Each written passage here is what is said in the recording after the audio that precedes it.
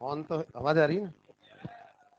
चलिए, तो हम लोग लोकोमोशन एंड मूवमेंट में आज प्रॉपर जो स्केलेटन सिस्टम है वो स्टार्ट करने जा रहे हैं। और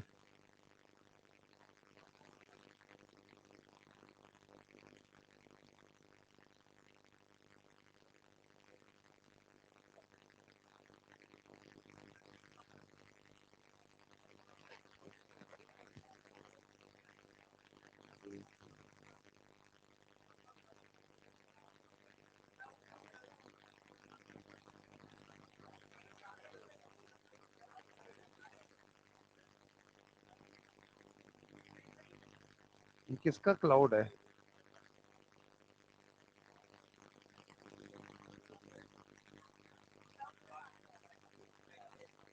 ये तो वो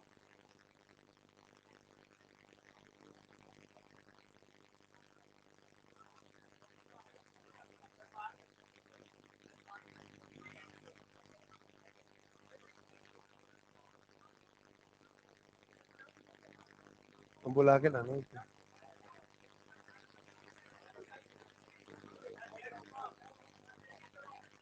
क्या हुआ?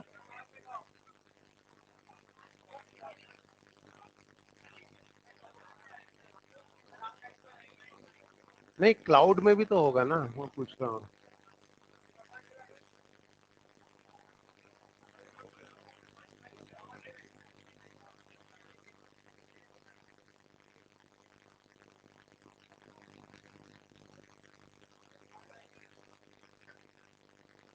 क्लाउड कैसे निकलेगा?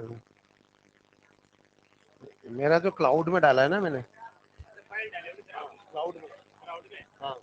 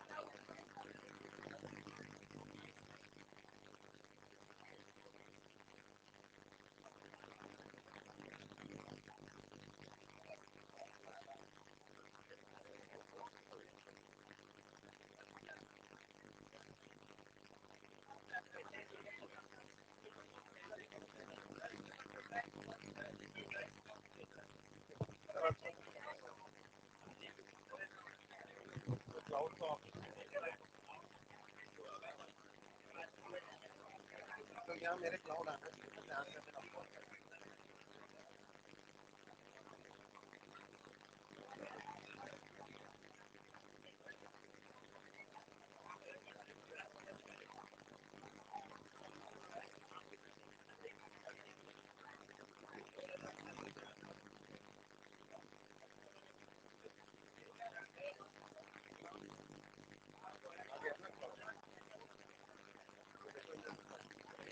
ये कैसे है? इधर से है?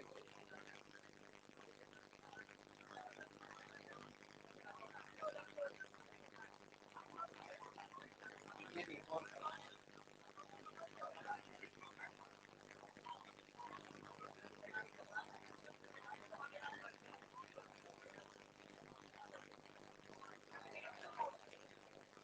अब वो मेन।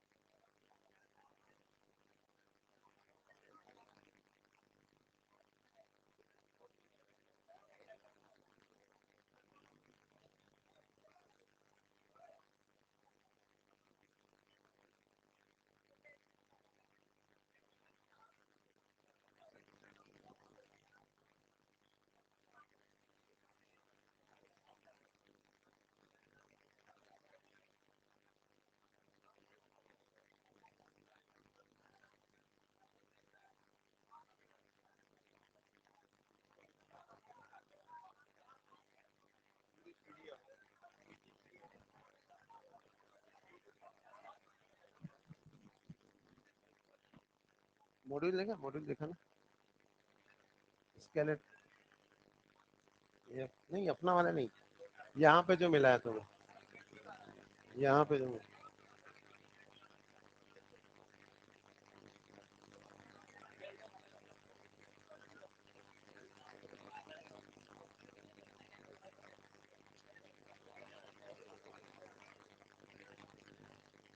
चलो आप लोगों का जो मॉड्यूल है इसमें भी फोटोग्राफ्स हैं, क्योंकि स्केलेटन को बिना फोटो के नहीं बढ़ा सकते ना।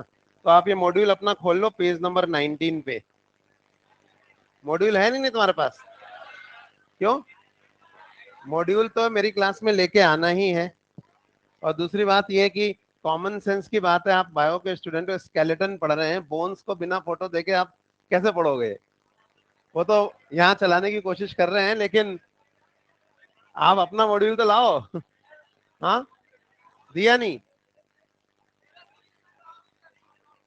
भाई। ये इसमें से क्या होता है, बोन्स के फोटो आइडेंटिफाई या लेबलिंग करने के लिए एग्जाम में आते हैं, और आपने फोटो ही नहीं देखी होगी बोन की, तो हम क्या फिर क्या लेबल करेंगे और क्या आइडेंटिफाई? पढ़ाता तो चला जाऊंगा, तो ये कम से कम ये वाला मॉड्यूल तो होना चाहिए आपके पास। अब ये चले नहीं चले वो बात की बात है, कम से कम देखो तो अपन टॉपिक क्या पढ़ रहे हैं। और बायो में तो मॉड्यूल लेके ही आना है आपको, क्योंकि बिना उसके हम पढ़ ही नहीं सकते।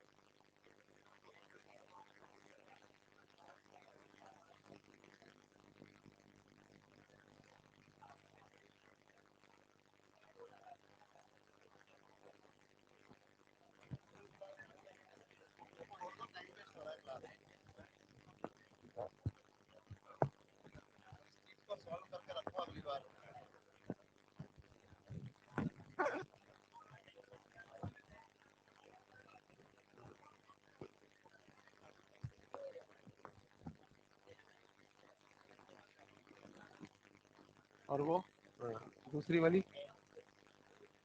नहीं, अगर मुझे नॉर्मल वो चाहिए तो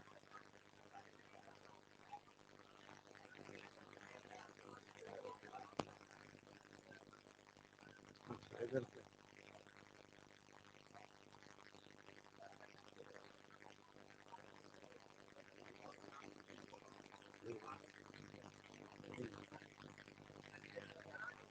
अच्छा, जूम इधर से होगा, ठीक है।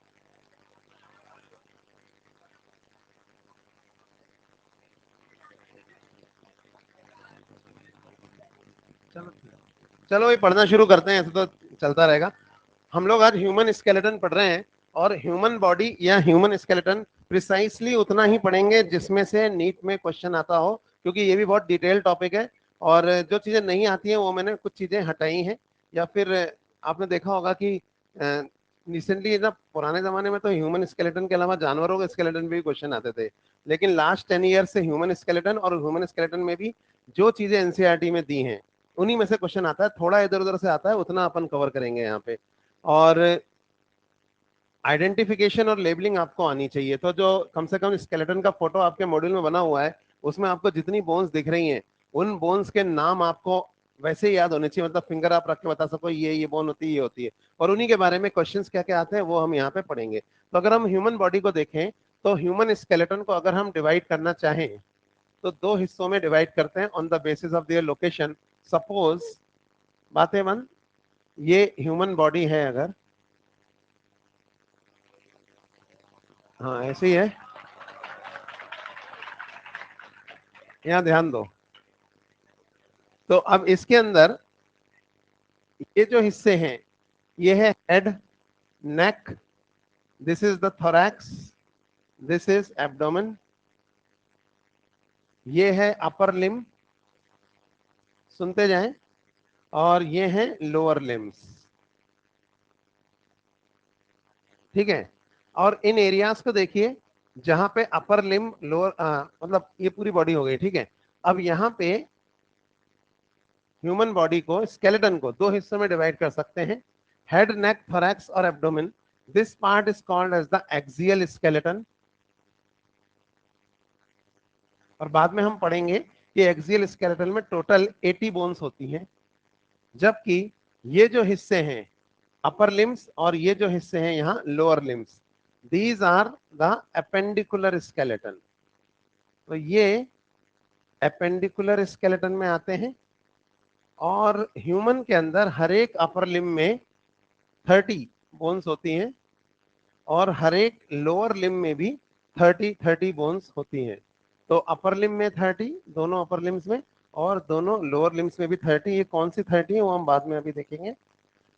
तो टोटल चारों लिम्स में मिला के हो गई 120 बोन्स। तो एक्सियल स्केलेटन में हेड, नेक, थोरैक्स, एब्डोमेन की बोन्स आती हैं और अपेंडिकुलर स्केलेटन में अपर लिम और लोअर लिम की बोन्स आती हैं। अब इन एरियाज को देखिए जिनको मैं सर्कल कर रहा हूं ब्लू से, ये जंक्शन पॉइंट्स हैं जहां पे अपेंडिकुलर स्केलेटन एक्सियल स्केलेटन के साथ जुड़ता है।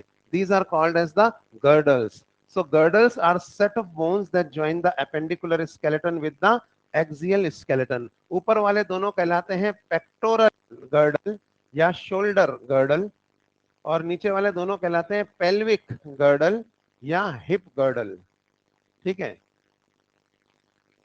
फिर हम आगे इसमें ये भी पढ़ेंगे कि हर एक पेक्टोरल गर्डल में दो बोन्स होती हैं, स्कैपुला और क्लेविकल। और हर एक पेल्विक गर्डल में एक एक हिप बोन होती है, जो दरअसल 3 बोन्स के फ्यूजन से बनी है। पर क्योंकि तीनों बोन्स आपस में फ्यूज हो गई हैं, तो संख्या में या नंबर में हम उन्हें एक ही मानते हैं। एक इधर होती है हिप बोन, जिसे हम इनोमिनेट, बेनाम बोन भी कहते हैं, और इधर भी एक होती है, उसे भी हम इनोमिनेट बोन भी कहते हैं। इन्हीं को हम कॉक्सल बोन भी कहते हैं, इन्हीं के नाम है ये। तो एक एक होती है जो 3 3 के फ्यूजन से बनी है, पर क्योंकि 3 फ्यूज हो गई है, इसे नंबर में हम उन्हें एक ही मानते हैं। और जब गिनने की बारी आती है तो गर्डल बोन्स को भी हम अपेंडिकुलर स्केलेटन में ही गिनते हैं। ठीक है।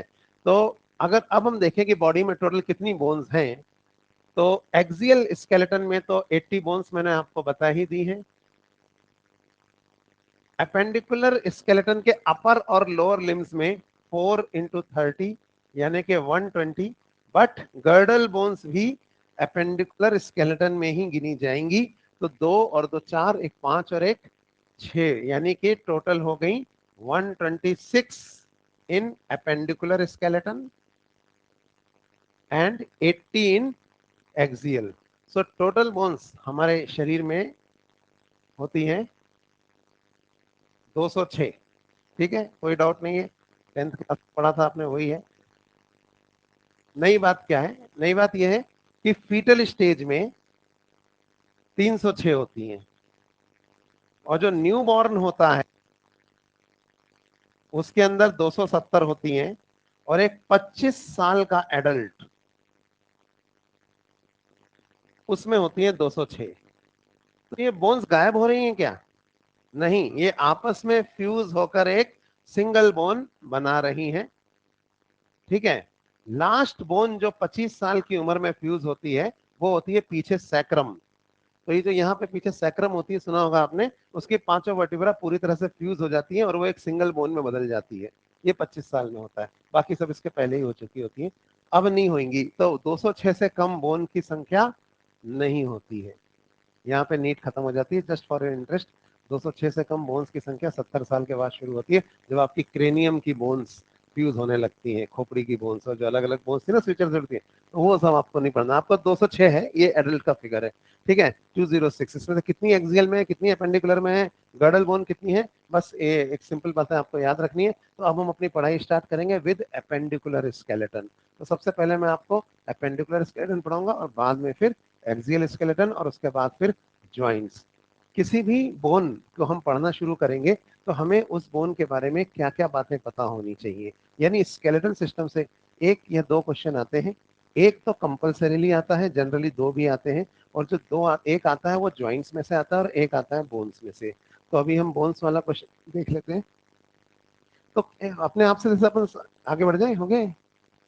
अगर हम सवाल पूछे कि स्केलेटन में क्या क्या क्वेश्चन आ सकता है, क्योंकि स्केलेटन में कोई मैकेनिज्म नहीं है, कुछ समझाने का नहीं है, बस इंफॉर्मेटिव है, याद रखना है आपको, और क्वेश्चन आएगा ही आएगा। तो इंफॉर्मेशन याद रखनी है तो क्या याद रखनी है, बस वो देख लेते हैं। अब देखो, कोई भी बोन के बारे में मैं आपको एक एक करके सभी बोन्स के बारे में शॉर्ट में पढ़ाऊंगा, लेकिन जब भी मैं किसी बोन के बारे में पढ़ाऊंगा और आप उस बोन को रिवाइज करेंगे तो आपको क्या क्या चीजें पता होनी चाहिए। पहला, वो बोन का फोटो देख के आप उसे पहचान पाने चाहिए कि ये कौन सी बोन है, identification by looking at the photograph. दूसरी चीज, बॉडी में उसका नंबर कितना है, क्या वो एक है या वो पेयर में है या ज्यादा है, आइडेंटिफिकेशन नंबर। सेकंड, उस बोन का ओरिजिन क्या है, क्या वो कार्टिलेजिनस है, मेम्ब्रेनस है या कार्टिलेजिनस है, मेम्ब्रेनस है या सिस्मोइड है। तीसरी चीज, उसके अड़ोस पड़ोस में कौन सी बोन्स हैं जिनके साथ वो आर्टिकुलेट करके ज्वाइंट बनाएगी। यानी हर बोन की अड़ोसी पड़ोसी बोन आपको पता होनी चाहिए। नेबरिंग आर्टिकुलेटिंग बोन्स जो उसकी पड़ोसी हैं, जिनके साथ वो ज्वाइंट्स बना रही है, और उसने कौन से ज्वाइंट्स बनाए हैं, ज्वाइंट्स फॉर्म्ड यानी किन ज्वाइंट्स में वो पार्टिसिपेट कर रही है, एंड उस ज्वाइंट का टाइप। ये मैं आपको डिटेल में पढ़ाऊंगा बाद में कि हर बोन कौन कौन से ज्वाइंट बनाती है, किस किस बोन के साथ बनाती है, और वो ज्वाइंट का टाइप क्या होता है, movable, immovable, synovial, cartilaginous, whatever, है ना।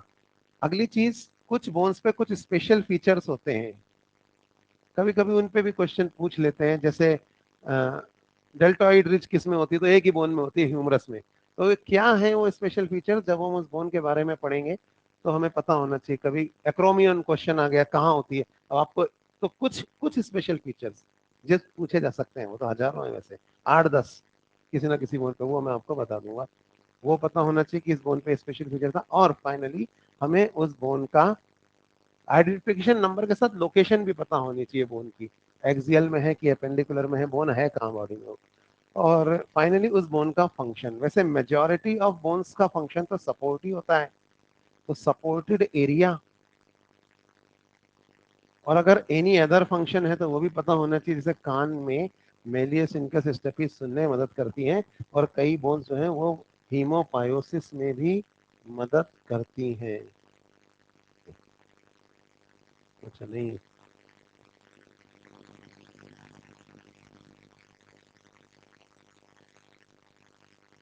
चलिए। तो हाँ, तो यहाँ पे जैसे मैं आपको बता रहा था, ये कुछ चीजें हैं जो हर बोन के बारे में हमें पता होनी चाहिए। तो let us start with the appendicular skeleton, जिसमें हम पहले पढ़ेंगे अपर लिम। अपर लिम यानी कि अपर लिम में पहले यहाँ से स्टार्ट करेंगे। अरे यार, वो दूसरा वाला, नहीं नहीं, वो दो थी ना यहाँ,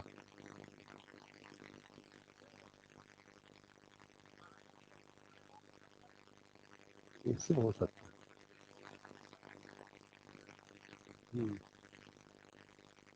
तो ये बातें यहाँ लिखी हुई भी हैं, पर मेरे ख्याल से आप समझ गए। ये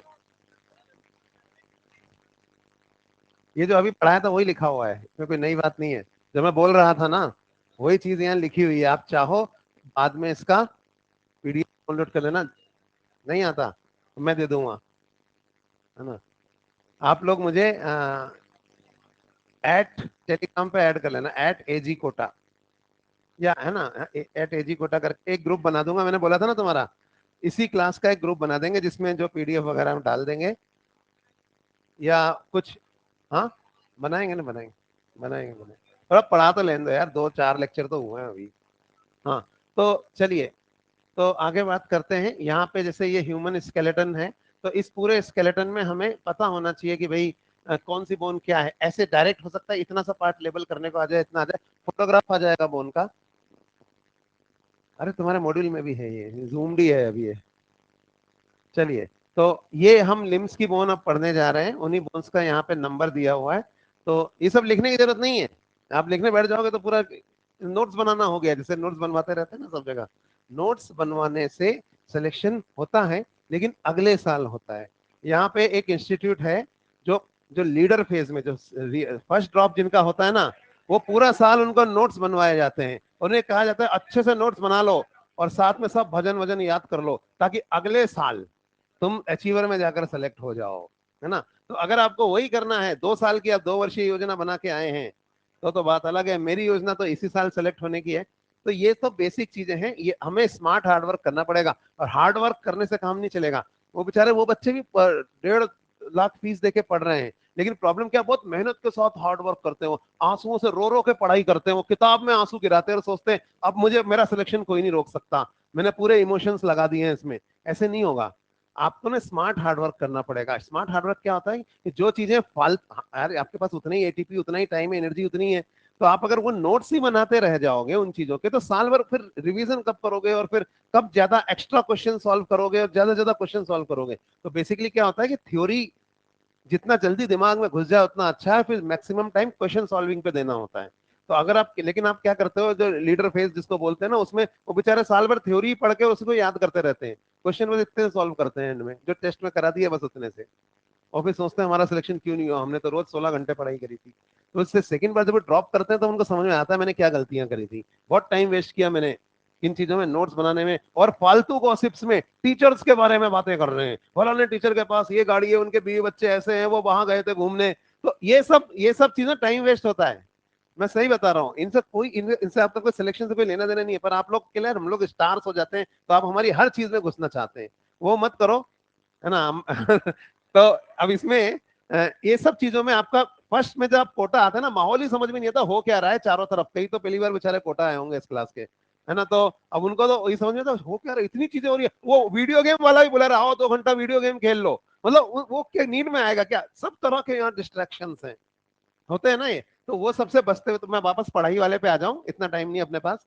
पढ़ाई में आपको क्या करना है कि जैसे ये चीजें हैं कि कौन सी बोन का नाम क्या है, ये क्या है, वो क्या है, ये तो हम आपको लिखा लिखा है दे रहे हैं ना, ये बैठ के आप नोट करोगे क्या कि रेडियस 2 होती है, अल्ना इतनी होती है, ये सब तो फिगर्स हैं, ये तो आप वैसे ही डाउनलोड करके याद कर लोगे। तो ये हम इस क्लास में नहीं करेंगे, क्योंकि मेरा और आपका टाइम लिमिट, आप बाकी आप रिवीजन के लिए कई चीजें होती हैं लिख लिख के याद करनी पड़ती है फिजियोलॉजी के मैकेनिज्म में, वो आप करना, ठीक है। लेकिन अभी मुझे ये चीजों को थोड़ा स्मार्टली लेने दो, ये जो भी है मैं यहाँ बताता चला जाऊंगा आपको, और आपके पास सब लिखा हुआ है। थोड़ा सा आपको क्या होगा ना, मैं यहाँ हूँ अभी, आप यहाँ पर है, मैं अपना लेवल गिराऊं और आपके लेवल पे पढ़ाऊं, उससे कोई फायदा नहीं होगा, आपको अपना लेवल उठाना पड़ेगा।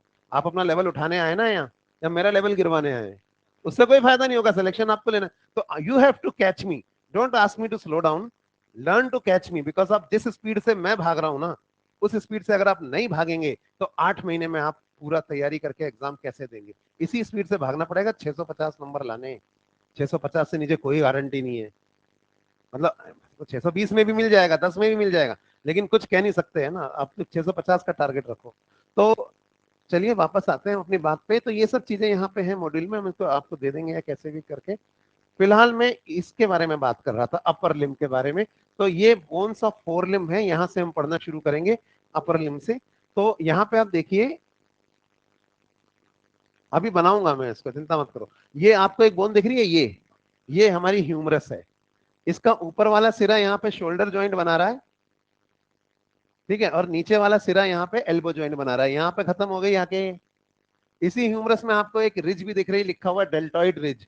असल में यहाँ पे ना एक मसल आके इंसर्ट होती है डेल्टॉइड, तो उसमें जब कॉन्ट्रेक्शन होता है तो ये जो श्रगिंग ऑफ शोल्डर वाला मूवमेंट होता है ना, कंधे उचकाने वाला, ये होता है। तो ये रिज, कहीं आपको बोन में लिखा दिखेगा रिज, कहीं लिखा दिखेगा ट्यूबरकल, कहीं लिखा दिखाई देगा ट्रोकेंटर। तो ये रिज, ट्यूबरकल, ट्रोकेंटर, ये सब क्या होते हैं, ये सब रफ सरफेसेस होती हैं जिन to provide attachment to muscles या ligaments. Muscle is attached in the form of tendon. तो या तो ये टेंडन को या लिगामेंट को अटैचमेंट प्रोवाइड करते हैं, चाहे उसका रिज बोलो, चाहे ट्यूबरकल बोलो, चाहे ट्रोकेंटर बोलो, कई जगह ऐसे आपको लिखा हुआ दिखेगा। तो डेल्टॉइड रिज स्पेसिफिकली किसमें होती है, वो ह्यूमरस में होती है। ये एक स्पेशल फीचर था, तो मैंने बताया। अब ऊपर यहाँ पे शोल्डर ज्वाइंट बन रहा है और नीचे यहाँ पे कौन सा ज्वाइंट बन रहा है, एल्बो ज्वाइंट। तो शोल्डर ज्वाइंट कैसे ये स्कैपुला के साथ बनाती है वो मैं यहाँ बताऊंगा। ये पीछे जो आपको फ्लैट ट्रायंगुलर बोन दिख रही है, ये है स्कैपुला। हम जो टेढ़े मेढ़े सो जाते हैं तो ऐसे कुबड़ सा निकल जाता है ना पीछे, वो ट्रायंगुलर फ्लैट बोन है स्कैपुला। फ्लैट है यानी कि कौन सी बोन है, मेम्ब्रेनस बोन है वो, डर्मल बोन। तो वो ह्यूमरस के साथ ज्वाइंट बनाती है। तो यहाँ पे मेरे को ह्यूमरस पढ़ाने के साथ ही एक बार ये स्कैपुला भी यहाँ पर बनानी पड़ेगी। तो हम यहाँ पे देखते हैं कैसी होती है कि स्कैपुला, अगर मैं पीछे से देखूं तो मैं लेफ्ट वाली स्कैपुला यहाँ पे बनाता हूँ। हम पीछे से देख रहे हैं इस डायग्राम को, तो ऐसी है, देखिए ये स्कैपुला है जिसको हम डॉर्सली व्यू कर रहे हैं। हो सकता है एक और है इधर, ये राइट वाली स्कैपुला है, पर हम पर ये पीछे से देखा आपने, यहाँ पे ये वर्टिब्रल कॉलम है, ठीक है। अब स्कैपुला में आपको याद क्या रखना है, इसमें कुछ प्रोजेक्शंस निकले होते हैं जिन्हें हम कहते हैं प्रोसेस। प्रोसेस मतलब इंग्लिश में तो प्रक्रिया को कहते हैं, लेकिन हाँ आपकी जो लैंग्वेज है स्केलेटन सिस्टम, प्रोसेस मतलब है प्रोजेक्शंस, ठीक है। तो इसमें दो तीन प्रोसेसेस हैं जो आपको याद रखने। एक तो ये ऊपर की तरफ निकला हुआ है, इसे कहा जाता है कोरेकॉइड प्रोसेस। ये क्या करते हैं ये प्रोसेसेस सारे, to provide attachment to muscles या लिगामेंट्स, बस यही है।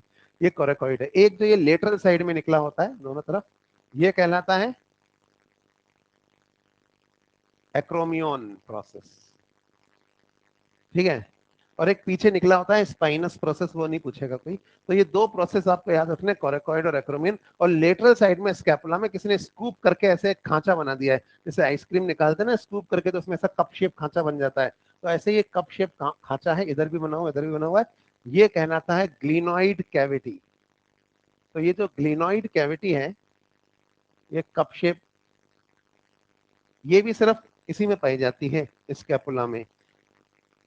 तो सिंपली तीन नाम याद रखने, ग्लिनॉइड कैविटी किसमें होती है, स्कैपुला में, दोनों तरफ है। अब इस ग्लिनॉइड कैविटी में ह्यूमरस का हेड घुसा हुआ होता है।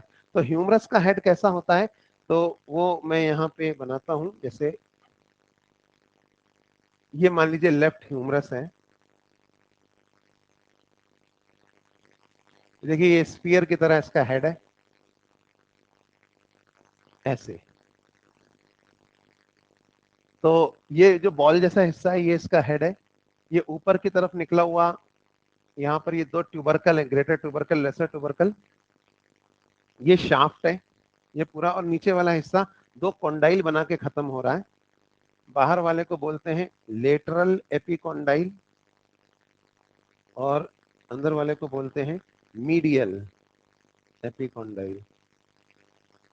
यहाँ पे आपके लिए ये जानना जरूरी है कि ये सही पोजीशन है और ये गलत है।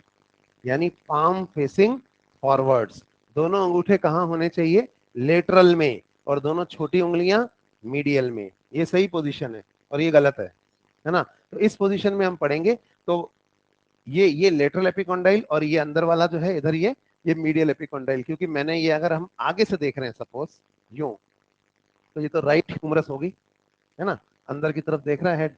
तो ये राइट ह्यूमरस है सपोज यहाँ पे। तो इसमें ये दो एपिकॉन्डाइल है। मीडियल एपिकॉन्डाइल को तो आप ऐसे फील भी कर सकते हो यहाँ पे एल्बो के पास।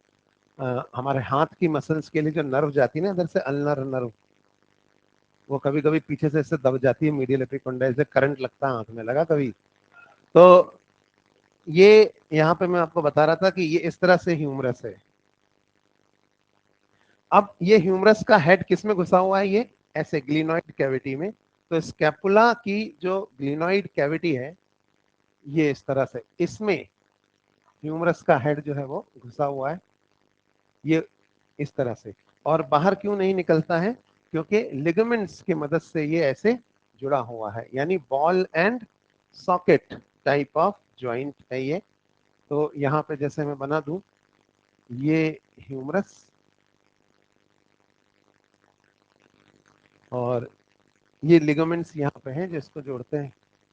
अगर ये सॉकेट में से बॉल बाहर आ गई ना, इसे बोलते हैं डिसलोकेशन। फ्रैक्चर अलग चीज है, आपको पता है, डिसलोकेशन अलग चीज है। तो ये डिसलोकेशन कहलाता है, शोल्डर डिसलोकेशन। ये रोटेटर कफ से बाहर आ गया। एक बहुत अच्छा बैट्समैन था, उस बेचारे का आधा कैरियर इसमें खराब हो गया क्योंकि उसका बॉल जो है वो सॉकेट से बाहर आ गया था। हाँ, फिर भी वो खेला उसके बाद, पर इतना नहीं। सोचो कौन था, नहीं नहीं सुना, कैच लेते वक्त मुल्तान का सुल्तान वीरेंद्र सहवाग, है ना। एनीवेज, तो वापस हम जो बात कर रहे थे उस पर आते हैं कि ये हो गया यहाँ पे शोल्डर जॉइंट। अब यहाँ पे एक छोटी सी ये डेल्टोइड रिज है, ये नाम याद रखना है। निचला सिरा तो कंडाइल बना के खत्म हो रहा है, ठीक है। अब इसके नीचे दो बोन है, कौन सी, रेडियस और अल्ना। जैसा मैंने कहा हाथ यूं रखेंगे तो बाहर की तरफ यानी अंगूठों की तरफ रेडियस होगी और छोटी उंगली की तरफ अल्ना होगी, ठीक है। और इसको समझने के लिए अब मैं इसका लोअर एंड यहाँ पे बनाने जा रहा हूँ इसी हिस्से का। तो हम आगे चलते हैं। देखो एक चीज और मैं पहले भी बता चुका हूँ, पढ़ के आओ मेरी क्लास में, पढ़ के आओगे ना तो आपको बता चुका हूँ उसका बहुत बड़ा एडवांटेज है। आपकी स्पीड, मेरी जो फोर्स है ना वो आपको स्टैटिक से डायनामिक करने में नहीं जाएगी, क्योंकि आप पहले से ही रोल हो रहे हो, वो एक्सेलरेट करने में जाएगी। आपको फोर्स तो उतनी लगेगी, लेकिन अब आप एक्सेलरेट हो गए इंस्टेड ऑफ मूविंग। अभी तो आप क्या ऐसे वेव की तरह आगे बढ़े, अच्छा आज क्या टॉपिक, स्केलेटन सिस्टम सर पढ़ाएंगे। तो भगवान भी उसकी मदद करते हैं जो अपनी मदद खुद करता है। तो आप अपनी मदद खुद कीजिए, पढ़ के आइए, ताकि, क्योंकि मैं तो उतनी फोर्स लगाऊंगा। अब आप एक लोहे की बॉल है जो कहीं पड़ी हुई है, उतनी फोर्स में आप रोल हो जाओगे, यही होगा। पर अगर आप रोल करते हुए आ रहे हो तो उतनी फोर्स में एक्सिलरेट। तो ये बहुत सिंपल बात है, यही चीज, इतनी छोटी छोटी बातें हैं, लेकिन यही डिसाइड कर देती है कि कौन सेलेक्ट होगा और कौन नहीं होगा। बाकी पढ़ते सब हैं कोटा में आके, साल भर सब पढ़ते हैं, है ना, पढ़ते सब हैं, लेकिन सिलेक्शन उन्हीं का होता है जो अपनी अपनी हेल्प खुद करना सीख जाते हैं। और हम लोगों को सिर्फ एज एन एक्सपर्ट यूज करते हैं टू गेट द एक्सेलरेशन। इसलिए नहीं कि यहाँ बैठ के मैं तुम्हें 1 घंटा मोटिवेट करो, अब तुम्हें तुम्हारे माँ बाप की कसम जान लगाओगे पढ़ाई करो सारा, ये सब क्या है, इससे थोड़ी होता है सिलेक्शन। इससे बस इमेज अच्छी बनती, बहुत अच्छे सर हैं, है ना। आपको सेलेक्ट होना है तो आप you have to be very very very smart, तब आप सेलेक्ट हो गए एक बार में। तो वापस आ रहे हैं, इसका निचले वाला सिरा, ये मैंने बात इसलिए करी कि मुझे पता था कुछ बच्चे बना रहे हैं, तो मैंने 1 मिनट दे दिया। आगे बढ़ते हैं, और अब हम इसके नीचे वाले सिरे को देखते हैं। तो ये राइट वाली ही ह्यूमरस का निचला सिरा मैं यहाँ पे बना रहा हूँ। तो ये देखो, सपोज ये राइट ह्यूमरस का लोअर एंड है, ठीक है। अब इसमें ये लेटरल एपिकॉन्डाइल एलई और ये मीडियल एपिकॉन्डाइल, यहाँ नीचे 2 बोन है। तो इधर रेडियस होगी बाहर की तरफ लेटरल में, और अंदर की तरफ क्या होगी, अल्ना। तो देख लेते हैं रेडियस कैसी होती है। रेडियस जो बोन है उसका ऊपरी सिरा ना ऐसा होता है डिस्क की तरह, और फिर ये इस तरह से होती है रेडियस। तो ये है रेडियस, मैंने आर लिख दिया है सिर्फ, ये रेडियस है। और इसमें ना लेटरल एपिकॉन्डाइल के नीचे एक उभार सा निकला होता है जो आपको याद नहीं रखना है, इसे कैपिटोलम कहते हैं। ये बॉल जैसा है, और ये रेडियस का जो हेड है ना, ये ऐसा होता है ऊपर डिस्क की तरह, जैसे मटके के नीचे रखने वाली डिस्क होती है ना, वो इसमें मटका फंस जाता है, या मिंटो, उसकी कॉनकेव डिस्क होती है ये ऐसी। तो इसमें ये बॉल ऐसे फिट हो जाती है, और ये ऐसे रोटेट कर सकती है, और यहाँ पे ये लिगामेंट्स की मदद से ये जुड़ा हुआ होता है। तो ये ह्यूमरस और रेडियस के बीच का ज्वाइंट है, काफी मोबाइल है, बट इतनी मोबिलिटी दूसरे ज्वाइंट के पास नहीं है, जो इधर जो बोन है ना अल्ना, उसके और ह्यूमरस के बीच में। क्यों, वो भी देखते हैं। तो इस तरफ एक एक और अलग सा स्ट्रक्चर है जो आपको याद नहीं रखना है, इसे ट्रोक्लिया कहते हैं, ये डमरू जैसा दिखता है। और अल्ना होती भी उल्टी रखी हुई है, उसका हेड नीचे होता है और पीछे की तरफ उसका हुड वाला पोर्शन होता है, यानी ऐसी होती है अल्ना। मेरा हाथ देखिए, ये शाफ्ट है और ये ऊपर वाला पोर्शन इसका हुड है। हुड क्या होता है, जैसे आपने स्नेक में देखा, कोबरा पूरी बॉडी सिलेंड्रिकल है पर ऊपर वाला हिस्सा फ्लैट होकर अपना हुड बना लेता है ऐसे। तो ऐसे ही अल्ना का ऊपरी हिस्सा ऐसे होती है अल्ना, एग्जैक्टली ऐसी। देखो ये तो पूरी बॉडी है अल्ना की, और ये ऊपरी हिस्सा एक हुड की तरह है। अब इसमें इस हुड में आपको ये ऊपर की तरफ एक प्रोजेक्शन निकला हुआ दिख रहा है, ये एक ये आगे की तरफ निकला हुआ दिख रहा है थंब, और एक कॉनकेव डिप्रेशन दिख रहा है आपको यहाँ। ये कॉनकेव डिप्रेशन में ट्रोक्लिया ऐसे फिट हो जाती है यूं, और अब ये ऐसे ऐसे हो सकता है। बट प्रॉब्लम क्या है कि ये पीछे निकला हुआ है ना प्रोजेक्शन, ये ज्यादा ऊंचा और लंबा, इसे कहते हैं ओलेक्रानॉन प्रोसेस। नाम याद रखना, ओलेक्रानॉन प्रोसेस।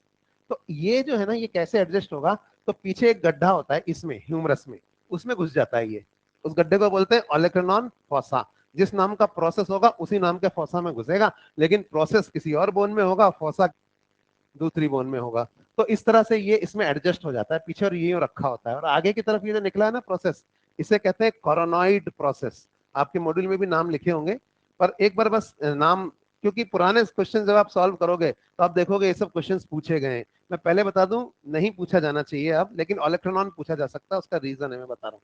तो यहाँ पे ये ओलेक्ट्रॉन और ये कोरोनॉइड प्रोसेस है, और ये ट्रोक्लियर नॉच कहलाता है, इसमें ट्रोक्लिया ऐसे फिट हो जाती है, और इस तरह से यहाँ अल्ना यूं रखी हुई होती है।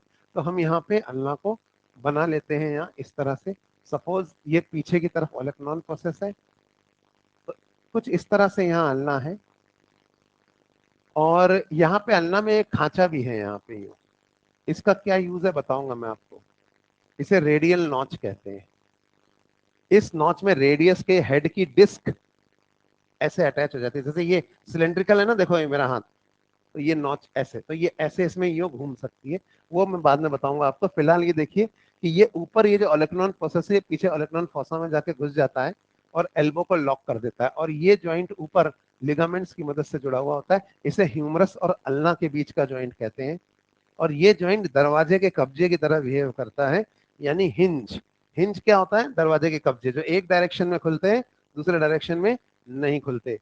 तो ह्यूमरस और अल्ना के बीच ये जॉइंट ना हिंज की तरह काम करता है। जब हम एल्बो को ऐसे फ्लेक्स करते हैं तो ओलेक्नॉन प्रोसेस ओलेक्नॉन फोसा से बाहर आ जाता है, और ये कोरोनॉइड प्रोसेस यहाँ आगे पाए जाने वाले कोरोनॉइड फोसा में घुस जाता है। कोई नहीं पूछेगा, लेकिन ऐसा होता है। फिर ये वापस एल्बो को ऐसे एक्सटेंड करते हैं तो पीछे ओलेक्नॉन प्रोसेस पीछे जाके फिर ओलेक्नॉन फोसा में घुस जाता है, लेकिन पीछे ये लॉक हो जाती है फिर एल्बो, तो ये और पीछे नहीं मुड़ सकता। अगर इस ओलेक्नॉन प्रोसेस को तोड़ दे तो हाथ पीछे चला जाएगा, पर उससे क्या फायदा। तो ये हिंज है जॉइंट। तो ये जो एल्बो जॉइंट है ना ह्यूमरस और अल्ना के बीच की, एल्बो जॉइंट में दो जॉइंट है, एक तो ह्यूमरस और रेडियस के बीच, और एक ह्यूमरस और अल्ना के बीच। ये दोनों ज्वाइंट मिलकर एल्बो ज्वाइंट बना रहे हैं, ये तो आप समझ गए। तो basically there are two components of elbow joint, one is between humerus and radius, other is between humerus and ulna, and this component, the component between humerus and ulna, is a hinge. So this entire joint, the elbow joint, behaves as a hinge joint, क्योंकि इस joint की कम mobility इस joint के लिए limiting factor बन जाती है, और दोनों मिलके उतना ही मूव कर पाएंगे जितना ये वाला अलाउ करेगा। ये अकेला तो ज्यादा भी कर सकता है। ये बात समझ में आ रही है? तो क्वेश्चन आएगा, elbow joint is a hinge joint cause. चार ऑप्शन होंगे, joint between radius and ulna is a hinge, joint between humerus radius and ulna is a hinge, joint between humerus and radius is a hinge, या correct option क्या होगा, joint between humerus and ulna is a hinge, है ना। तो ये elbow joint है और ये हिंज जॉइंट है, क्योंकि ह्यूमरस और अल्ना के बीच में जो जॉइंट है ना वो इसको हिंज बना देता है। बाकी हिंज जॉइंट्स को हम बाद में भी पढ़ेंगे कि किस तरह से होते हैं और बॉडी में। तो ये तो हो गया इस जॉइंट के बारे में। तो अगर ये हिंज है तो यहाँ पे मूवमेंट बस ऐसे होना चाहिए, ये फ्लेक्शन एक्सटेंशन, फ्लेक्शन एक्सटेंशन। पर आप देखेंगे एक मूवमेंट और हो रहा है यहाँ, वो ये है प्रोनेशन सुपिनेशन, प्रोनेशन सुपिनेशन। तो ये जॉइंट, ये कौन से जॉइंट पे हो रहा है मूवमेंट? क्या ये एल्बो जॉइंट पे हो रहा है? नहीं, एल्बो जॉइंट तो हिंज है। शोल्डर पे हो रहा है? नहीं। रिस्ट पे हो रहा है? नहीं। ये देखो रिस्ट जॉइंट पकड़ लिया फिर भी हाथ ऐसे ऐसे हो रहा है, यानी कि एल्बो जॉइंट के जस्ट नीचे एक जॉइंट और है यहाँ पर, और इसे कहा जाता है रेडियो अल्नार जॉइंट। और ये जो जॉइंट है ना, ये दरअसल पाइवट जॉइंट है। पाइवट जॉइंट क्या होते हैं ये हम जॉइंट्स में पढ़ेंगे। हिंज जॉइंट जितने भी है ना तुम्हारी बॉडी में, सब ट्रांसवर्स एक्सिस पे है, देख लेना, सब ट्रांसवर्स। पाइवट जॉइंट जितने भी है ना, सारे वर्टिकल एक्सिस पे। ये जो मूवमेंट है ना, असल में तो ऐसे ऐसे हो रहा है ना ये, तो ये वर्टिकल एक्सिस पे। तो ये पाइवट जॉइंट है। इसमें क्या होता है कि यहाँ रेडियस से कुछ मसल्स अटैच होती हैं, इन मसल्स को कहते हैं प्रोनेटर और सुपिनेटर मसल्स। तो ये दो मूवमेंट करा सकती हैं, प्रोनेशन एंड सुपिनेशन। तो ये जो मूवमेंट मैं आपको करके दिखा रहा था, ये प्रोनेशन एंड सुपिनेशन मूवमेंट थे। इन मूवमेंट्स के दौरान होता क्या है कि रेडियस को एक प्रोनेटर मसल ऐसे घुमाती है, तो रेडियस जब यूं घूमेगी ना, तो ऊपर के सिरे पे तो वहीं रहेगी, लेकिन नीचे वाला सिरा यूं घूम के अंदर आ जाता है, यानी ये रेडियस रियलना है तो ये घूम के इधर आ जाएगी यूं क्रॉस ऐसे। बात समझ में आई? तो ये कहलाता है प्रोनेशन। देखिए अंगूठे जो कि लेटरल में थे, मीडियल में आ गए हैं, और छोटी उंगली बाहर निकल गई है, लेकिन ऊपर वाले सिरे पे ऐसा नहीं हुआ है। नीचे वाले सिरे पे ऐसे क्रॉस करके निचले सिरे पे रेडियस अंदर आ गई, ये कहलाता है प्रोनेशन। वापस चले जाए ओरिजिनल पोजीशन में तो क्या कहलाएगा? सुपिनेशन। तो ये प्रोनेशन है और ये सुपिनेशन। कैसे याद रख सकते हैं? किंग्स प्रोनेट और बेगर्स सुपिनेट। आया समझ में? Kings pronate, beggars supinate. तो ये प्रोनेशन और सुपिनेशन मूवमेंट कौन से जॉइंट पे हो रहे हैं? ये हो रहे हैं रेडियो अल्नर जॉइंट पे। इसके बाद निचले सिरे पे आते हैं, तो रेडियस और अल्ना का जो लोअर एंड है वो यहाँ पर किस तरह से जॉइंट बनाता है उसे देखेंगे।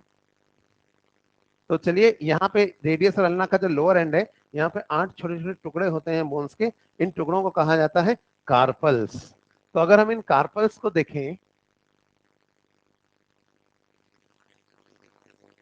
यहाँ पे हालांकि एक डायग्राम है इसका, ये मैंने यहाँ पे आपको रेडियस और अल्ना दिखाई। ये देखो,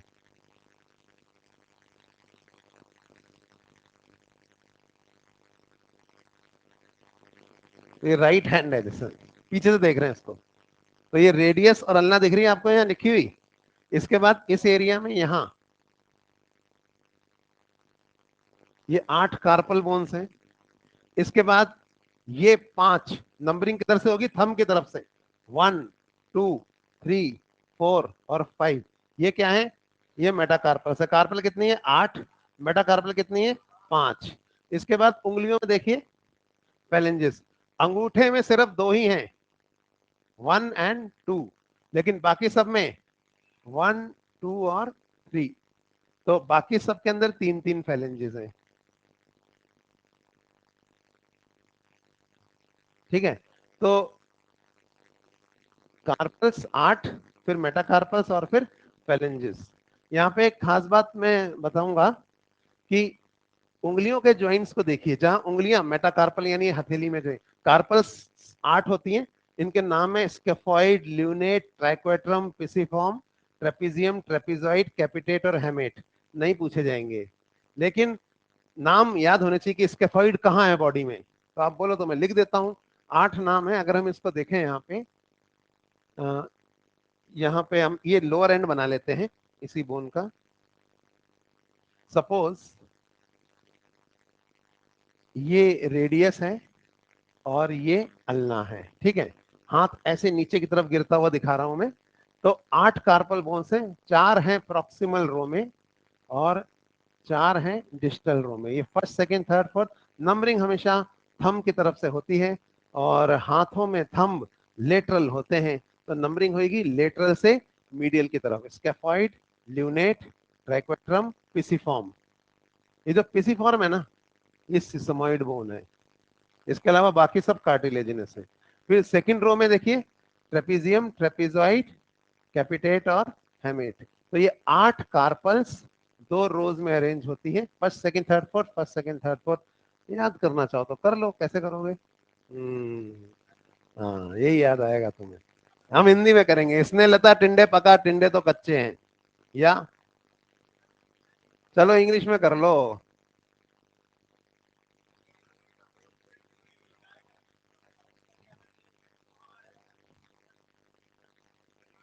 तो ये हो गई 8 कार्पल्स 2 रोज में। एमबीबीएस में याद करना। अभी सिर्फ इसमें प्रिटी जो है वो सिसमॉइड है, यानी कि पिसिफॉर्म। और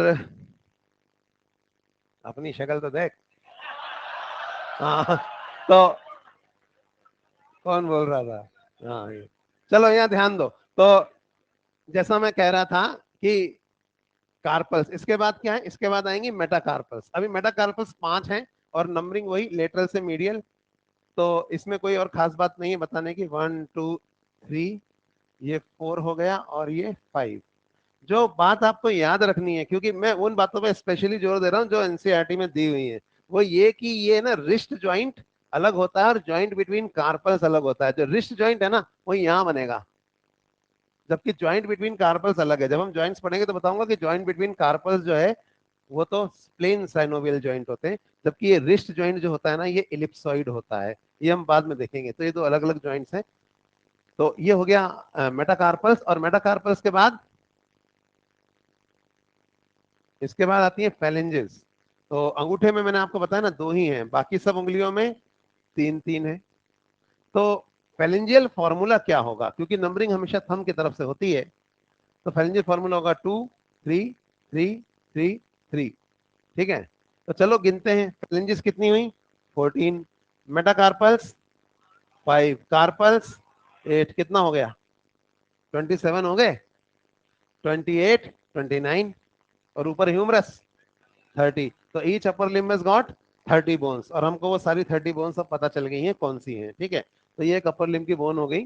30 बोन्स है किस तरह से। और खास बात, ये जो एल्बो जॉइंट था ये हिंज है। इनफैक्ट ये क्लासिफिकेशन का पॉइंट है कि only terrestrial animals have hinge joint in their limbs, क्योंकि इसी तरह हमारे घुटने में भी हिंज जॉइंट होता है। नी जॉइंट एक्चुअली तो कॉन्डाइलर है, पर आपको एनसीईआरटी के लिए इसको हिंज याद रखना है।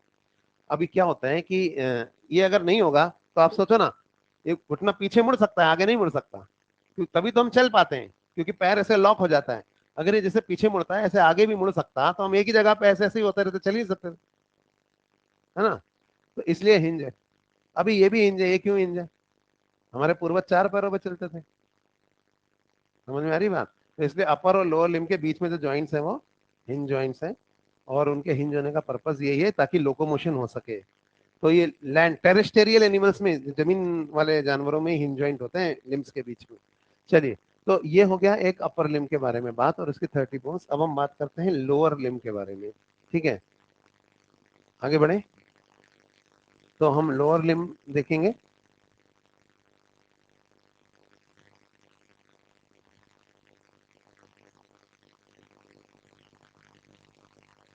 हाइंड लिम्ब की बोन्स यहाँ पे लिखी हुई हैं, इन्हीं को हम पढ़ेंगे।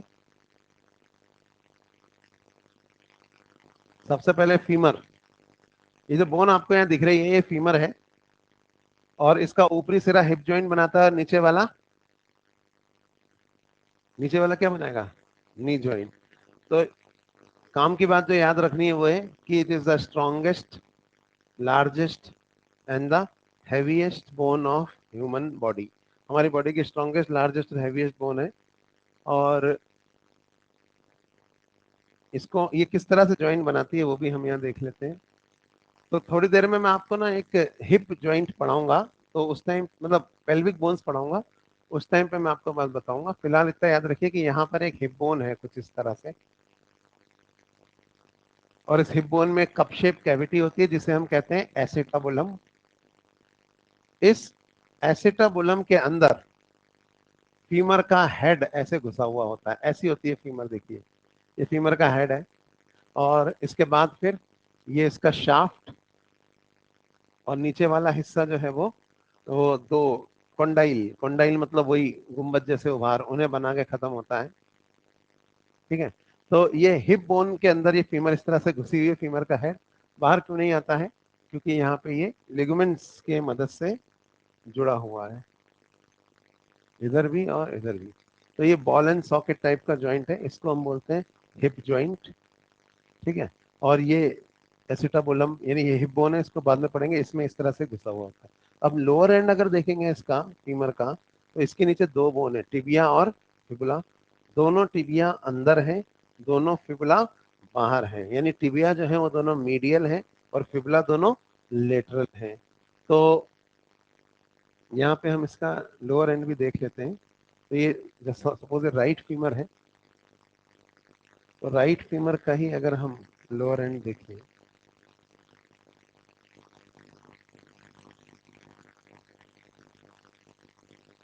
तो टिबिया मेनली वेट बियर करती है।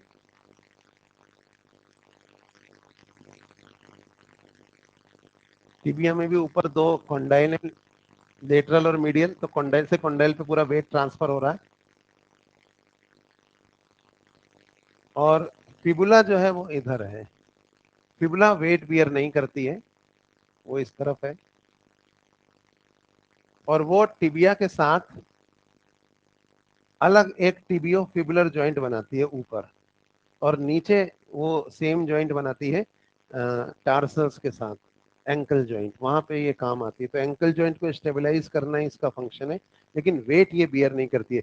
फीमर का सारा वेट किस पे ट्रांसफर हो रहा है, देखो आप, टिबिया पे। तो फीमर का सारा वेट जो है वो टिबिया पर ट्रांसफर होता है, और यहाँ पे लिगामेंट्स की मदद से ये जॉइंट इस तरह से जुड़ता है। ऊपर भी दो कॉन्डाइल है, नीचे भी दो कॉन्डाइल है, तो वेट ऐसे सीधा ट्रांसफर हो रहा है, इसको हम नी जॉइंट बोलते हैं। तो फिर नी जॉइंट में पार्टिसिपेट करने वाली तीसरी बोन कौन सी है? वो है largest sesamoid bone of the body, patella. तो वो यहाँ आगे मेनली फीमर के ऊपर इस तरह से होती है। तो नी जॉइंट में तीन बोन्स पार्टिसिपेट करते हैं, फीमर, टिबिया और पटेला। फिबुला नहीं कर रही है, वो वेट बियरिंग बोन नहीं है।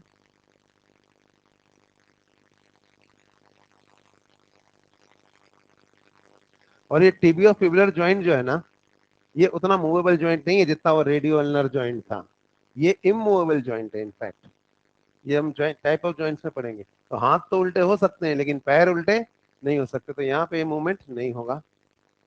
अब यहाँ पे ये दो फीमर, टिबिया और पटेला मिलकर इस जॉइंट को बना रही है। पटेला को हम नी कैप भी कहते हैं। और हिंज जॉइंट अपने आप ही हिंज है, मतलब ये नी जॉइंट हिंज है, क्योंकि फीमर और टिबिया इस तरह से होते हैं कि लॉक हो जाते हैं, आगे नहीं मुड़ सकते, सिर्फ पीछे मुड़ सकते हैं ताकि चल सके हम। तो इसलिए ये आगे नहीं, ऐसा नहीं है कि पटेला है आगे इस वजह से ये आगे नहीं मुड़ पा रहे हैं, पटेला का फंक्शन नहीं। वैसे ही फीमर और टिबिया के बीच का जॉइंट जो है वो हिंज है। तो फिर पटेला का फंक्शन क्या है, लिखा हुआ है। आपने देखा है कि मोटरसाइकिल रेसर्स वगैरह जो होते हैं, साइकिल रेसर, वो कई बार नी कैप पहनते हैं, क्योंकि जब हम गिरते हैं ना सबसे पहले घुटने फूटते हैं हमारे। तो ये नेचर द्वारा दी गई नी कैप है, ताकि नी जॉइंट को प्रोटेक्ट किया जा सके, क्योंकि यही टकराएगा सबसे पहले और ये ना फूट जाए, इसलिए इसके ऊपर से हमें और नी कैप पहननी पड़ेगी। तो हाँ, या नहीं है, क्योंकि हम चलते नहीं है ना अभी एल्बो से। अब कैसे चलेंगे, देखो ना, अभी आप चलते भी होंगे दो पैरों पे, तो ये चीज आगे है ना, ये फूटेगी। यहाँ देने की क्या जरूरत है, कैसे चलोगे, फ्लेक्शन आगे हो रहा है इनमें। जब इवोल्यूशन हुआ उस टाइम पे भी ये नहीं था। आप ध्यान दो कि अब जो चार पैरों पर चलने वाले जानवर हैं, उनमें भी फ्लेक्सर मसल्स पीछे, अपर लिम्ब में पीछे होती हैं। किस तरह से होती है, हमारे अंदर उल्टा है मामला, ये देखना, हमारे अंदर ये है ना अपर लिम्ब, इसमें फ्लेक्सर फ्लेक्सर मसल्स आगे हैं, और लोअर लिम्ब में फ्लेक्सर मसल्स पीछे हैं। अब सोच के बताना शेर में क्या होता है, अपने आप समझ में आ जाएगा। चलिए, तो यहाँ पे हम बात कर रहे थे कि किस तरह से ये पटेला, फीमर और टिबिया, ठीक है, ये किस तरह से काम कर रही है और किस तरह से वेट नहीं चलता। नी कैप का इसका फंक्शन है, तो ये नेचर द्वारा दी गई नी कैप है। Now coming to the lower end, अब टिबिया और फिबुला के लोअर एंड पे देखते हैं। जैसे हाथ में रेडियस और अल्ना के लोअर एंड पे थे कार्पल्स, कितनी थी, 7, 4+4,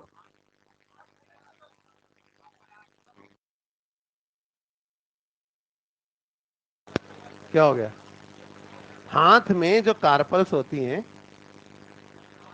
8 होती है ना, 4+4 वही तो, क्या हो गया इसमें, 7 कहाँ बोला मैंने, नहीं नहीं, अरे सुनो यहाँ, तो जैसा मैं कह रहा था कि 8 कार्पल्स होती हैं, 4 प्रॉक्सिमल रो में और 4 डिस्टल रो में। वैसे ही पैर में 7 टार्सल्स होती हैं, 3 प्रॉक्सिमल रो में और 4 डिस्टल रो में।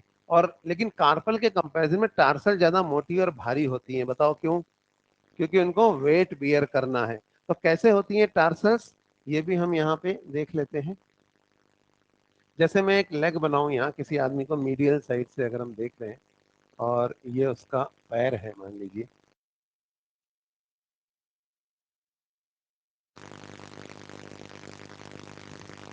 ये अंगूठा है और ये बाकी उंगली,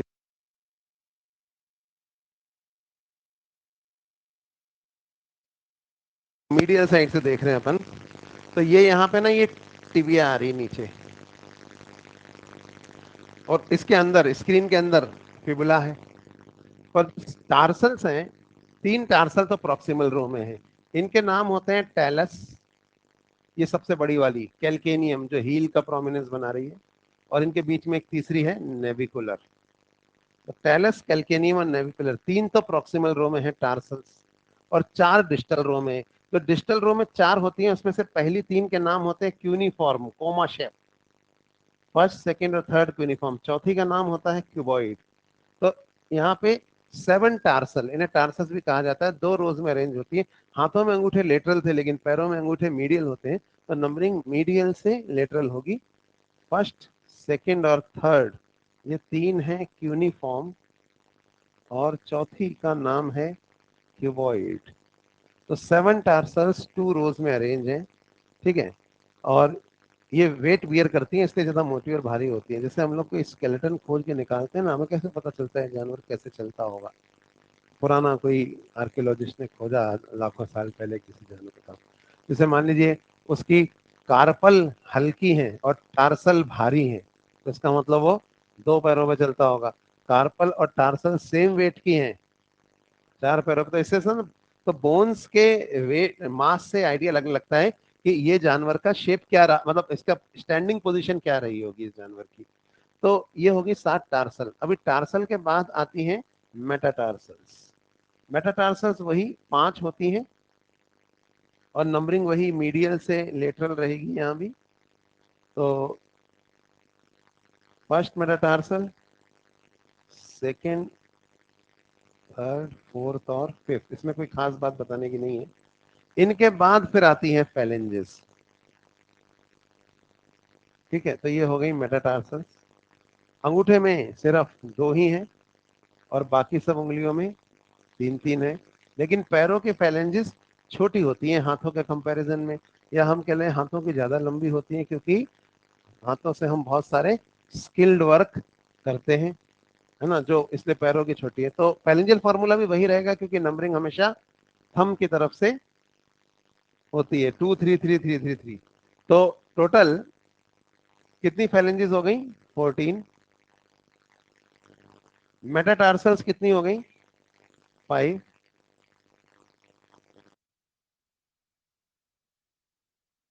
ना हुआ 26। फिर टिबिया और फिबुला 27 28, पटेला 29 और ऊपर फीमर 30। तो each lower limb has got 30 bones. यहां तक कोई दिक्कत? अभी ये पैर के नीचे आर्क है, देखा आपने? स्पोर्ट शूज के नीचे भी होता है। दुनिया में जितने भी पुल हैं वो हमेशा ऐसे होते हैं, और अगर ऐसे नहीं है तो उनके नीचे ऐसा आर्च जैसा जरूर है। और अगर हैंगिंग ब्रिज है तो भी आर्च है, पर वो रस्सियों की लेंथ जो है वो एक उल्टा आर्क बना रही है। किसी को समझ में आ रहा है? आर्क देखे ना। तो ये डिजाइन क्यों बनाई है नीचे पुल के? ये ठेकेदार लोग बदमाश हैं, इतना मटेरियल बचा लेते हैं, और तो डिजाइन है, सब डिजाइन है। हैंगिंग ब्रिज में उल्टा आर्क होता है, क्योंकि अगर आप ऐसा ब्रिज बनाएंगे ना, ये देखो, ऐसा बिल्कुल यूं, तो पता है there will be equal distribution of load. और अगर इक्वल डिस्ट्रीब्यूशन ऑफ लोड होगा ना, तो पिलर्स तो सरवाइव कर जाएंगे, लेकिन बीच में से टूट जाएगा ये। So we need unequal distribution of load. तो इसमें क्या होता है कि जब आप नीचे आर्क बना रहे हैं तो पिलर्स पे लोड ज्यादा है और सेंटर में लोड कम है, क्योंकि यहाँ पे जो स्टोन है वो की स्टोन कहलाता है, और वो भी इधर डिवाइड कर देता है लोड को दोनों पिलर्स पे। समझे बात को? अब जब हम चार पैरों पे चलते थे तो हमारे पैर के नीचे आर्क नहीं था, लेकिन जब हम दो पैरों पे चलने लगे तो एरिया डिक्रीजेस, प्रेशर इंक्रीजेस। तो अभी क्या हुआ कि प्रेशर ज्यादा पड़ने लगा, तो टिबिया का सीधा वेट टेलस पे आ रहा है, तो टेलस इसको पीछे कैल्केनियम पे और आगे मेटाटार्सस पे ट्रांसफर कर देती है। ये आर्क होता है, इसलिए हम ज्यादा देर खड़े रह सकते हैं, कूद फान कर सकते हैं, चल सकते हैं, हम दो पैरों पे है ना। ओनली, फिर क्लासिफिकेशन का पॉइंट है, only erect animals have arches below there foot. क्या हाथी के पैर के नीचे आर्क होगा? बहुत भारी है। किसके पैर के नीचे होगा? इंसान, पक्षी, कैंगारू। तो ये सब ये दो पैरों पर करें तो लोड के डिस्ट्रीब्यूशन को अनइक्वल बनाने के लिए। आपने देखा होगा आर्मी या पुलिस में भी जो लोग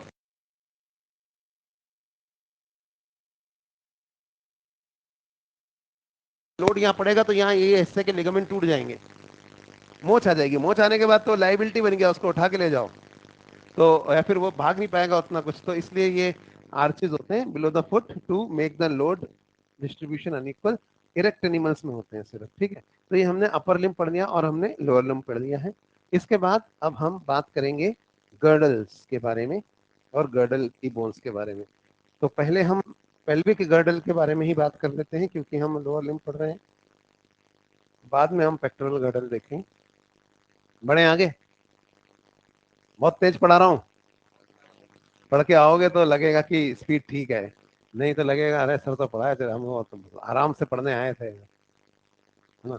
आराम से पढ़ लो, अच्छा लगेगा, सिलेक्शन होने के चांसेस कम हो जाएंगे आराम से पढ़ोगे तो। और अगर जैसे मैं पढ़ा रहा हूँ वैसे आराम से, मतलब इन सभी के नोट्स बनाते चले जाओगे, है ना, मतलब मैं भी धीरे धीरे पढ़ाता रहूंगा, पूरा साल हमारी क्लास चलती रहेगी। मनोरंजन प्रोग्राम चलता है 9 महीने 8 महीने तक क्लासेस में। नहीं, हम कोशिश ये करेंगे कि जितना टाइम में आपका कोर्स कंप्लीट हो जाए, फिर हम क्वेश्चन ज्यादा प्रैक्टिस करें और आपके डाउट्स लूं, या फिर मैं कुछ ज्यादा और चीजें आपको बता सकूं जिस तरह के क्वेश्चन आए हैं पुराने सालों में। तो हाँ, नोट्स कैसे बनेंगे? ये नोट्स ही तो हैं जो मॉड्यूल में आपको दिए। हाँ हाँ, वो तो डाल देंगे, मिल जाएंगे कहीं ना कहीं, सब हो जाएगा। अभी फिलहाल आप ना एक काम जरूर करो कि मॉड्यूल पढ़ के आया करो क्लास में। मॉड्यूल पढ़ के आओगे सब कुछ बहुत इजी हो जाएगा। नोट्स कैसे बनाएं? हाँ, नोट्स अंडरलाइन कर लो, हाईलाइट कर लो मॉड्यूल में ही चीजों को, वहीं चिपका लो कागज। एक्स्ट्रा पॉइंट कोई लगता है तो वो आते स्टिकी पेपर आता ना, और 3 कलर के पेन यूज करो, हाइलाइटर यूज करो, रंग दो मॉड्यूल को। यही तरीका होता है पढ़ने का। आपको कौन सा बोर्ड्स देना है। और ऐसे ऐसे पूरी पूरी इतने रजिस्टर भर भर के जो नोट्स बनाते हैं ना लोग, वो नहीं सेलेक्ट होते, मैं आपको बता रहा हूँ। और होते हैं तो अगले साल होते हैं वो।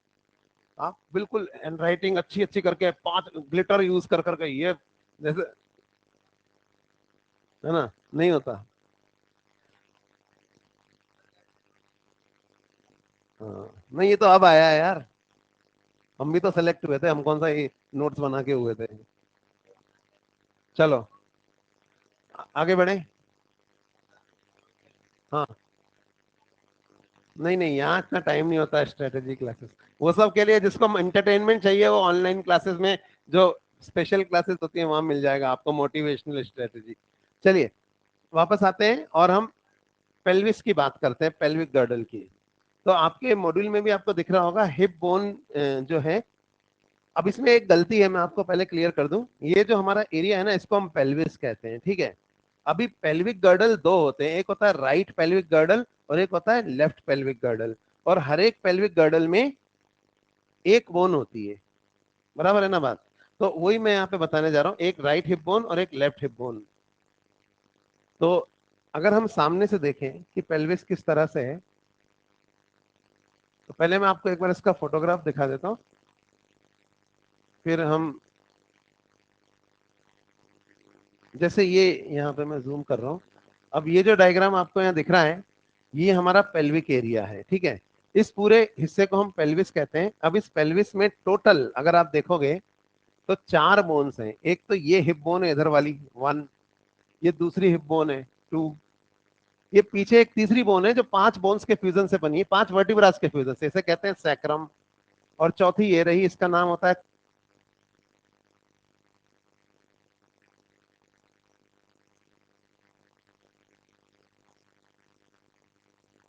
तो बेसिकली जो पेल्विस है ना, वो कितनी बोन से मिलके बना है देखा जाए तो 4, है ना।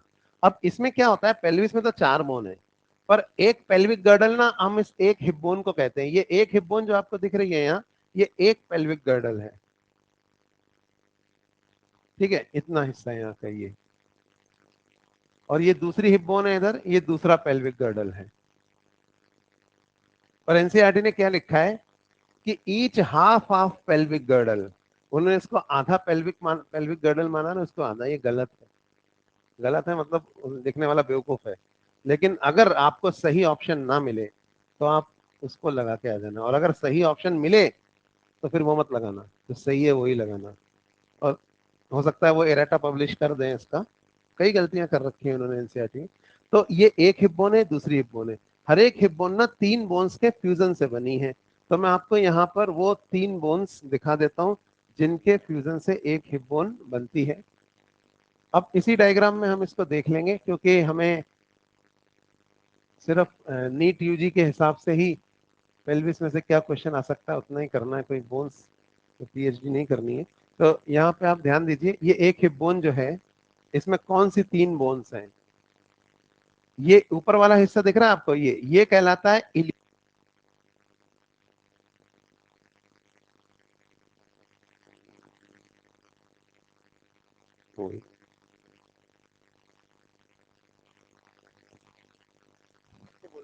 बैटरी खत्म हो गई बैटरी। तो ऊपर वाला जो हिस्सा है ना, एक हिप बोन का, ये कहलाता है इलियम। स्पेलिंग याद रखना, ILIUM। ऐसे बेवकूफ बनाने वाले क्वेश्चन आते हैं नीट में, ई लगा दोगे तो इंटेस्टाइन हो जाएगा, ठीक है। तो ILIUM, इलियम। फिर ये आगे वाला हिस्सा जो तुम्हें दिख रहा है यहाँ पे, ये कहलाता है प्यूबिस। और एक हिस्सा पीछे है, नीचे और पीछे, ये कहलाता है इस्चियम। इलियम, प्यूबिस, इस्चियम तीनों जिस पॉइंट पे फ्यूज होके एक कप शेप कैविटी बनाती हैं, वो कैविटी कहलाती है एसिटाबुलम।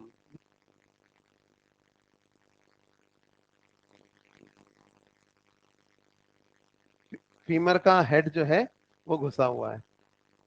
तो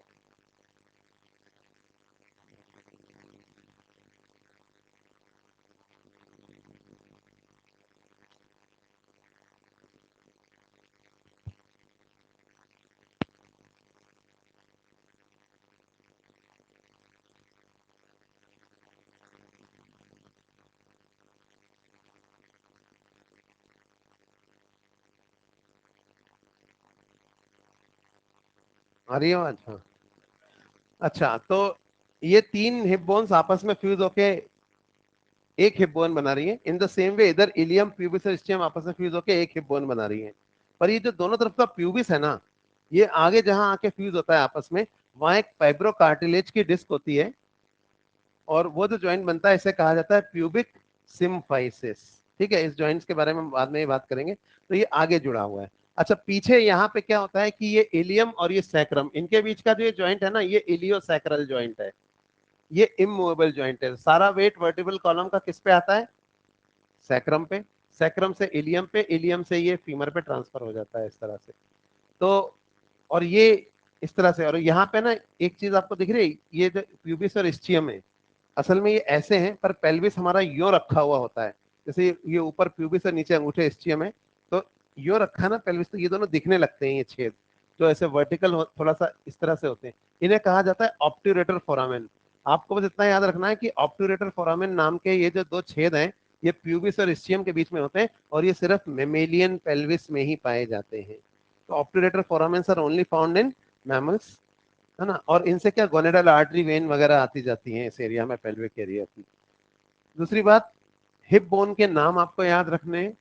हिप बोन के और नाम मैंने आपको बताए, कॉक्सल या इनोमिनेट। और एक हिप बोन तीन बोन्स के फ्यूजन से बनती है। एम्ब्रियोनिक स्टेज में तीन बोन होती है, लेकिन बच्चा जब तक पैदा होने का 9 महीने का टाइम आता है, तब तक ये आपस में फ्यूज होकर एक लगभग एक सिंगल बोन में बदल चुकी होती है। तो ये पेल्विस है। और ये जो पेल्विस होता है, इसका अगर आप इंटरनल डायमीटर देखोगे, ये तो ये ना फीमेल में ज्यादा होता है मेल से। उसमें दोनों हिप बोन्स थोड़ा ऐसे होती है। रीजन आप समझ ही गए क्यों, क्योंकि यहाँ पे यूट्रस इनलार्ज होगा ड्यूरिंग प्रेगनेंसी। तो एक और बात जो आपको याद रखनी है वो इतनी है कि जो internal diameter of the pelvis है, वो फीमेल का मेल से ज्यादा होता है। तो ये एक दो बातें पेल्विस के बारे में आती हैं। और बाकी पेल्विक गर्डल में, एक पेल्विक गर्डल में एक हिप बोन होती है, ये आपको याद रखना है। और वो एक हिप बोन तीन बोन के फ्यूजन से बनती है। फिर आपको याद रखना है कि एसिटाबुलम कहाँ होता है? एसिटाबुलम हिप बोन में होता है। और वो कौन सा ज्वाइंट बना रहा है? बॉल एंड सॉकेट ज्वाइंट बना रहा है विद फीमर। तो ऐसे बहुत सिंपल क्वेश्चन, मतलब इससे इजी कोई टॉपिक नहीं है जो अभी हम पढ़ रहे हैं। ये आपको बस इंफॉर्मेटिव याद रखना है, इंफॉर्मेशन। और ये हो गया एक पेल्विस या पेल्विक बोन्स के बारे में। और अब हम आते हैं पेक्टोरल गर्डल पे। तो ये तो हो गया हमारा पेल्विक गर्डल या हिप गर्डल। अब ऊपर अगर पेक्टोरल गर्डल देखेंगे, तो दो पेक्टोरल गर्डल होते हैं, एक लेफ्ट वाला और एक राइट वाला। यहाँ भी एनसीईआरटी ने गलत दिया हुआ है, उसने लिखा हुआ है each half of the pectoral girdle. गलत है, हाफ हाफ कुछ नहीं होता। एक पेक्टोरल गर्डल राइट में होता है और एक लेफ्ट में होता है, ठीक है। और हर एक में दो दो बोन्स होती है। कौन सी दो बोन्स होती है, वो आपको मैं एक और डायग्राम में यहाँ पर दिखाता हूँ।